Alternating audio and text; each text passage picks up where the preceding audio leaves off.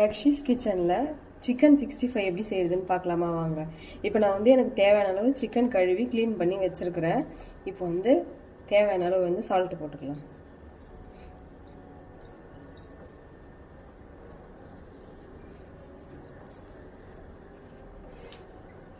மஞ்சத்தூள், மிளகாத்தூள், 65 மசாலா, தனியாத்தூள், சிக்கன் மசாலா இப்போ எல்லாத்தையும் சேர்த்துக்கலாம்.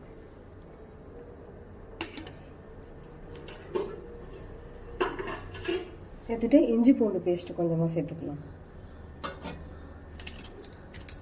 இப்போ தேவையான அளவு கடலை மாவு கொஞ்சம் போட்டுக்கலாம்.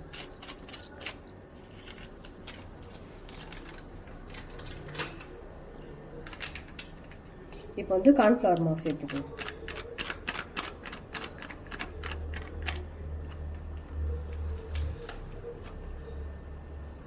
இப்போ இது எல்லாத்தையும் நல்லா மிக்ஸ் பண்ணி விட்டுக்கலாம்.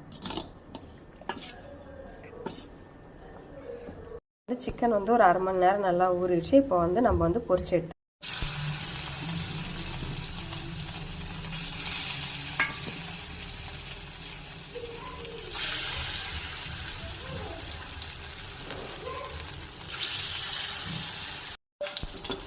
இப்போ சிக்கன் நல்லா வெந்துடுச்சு.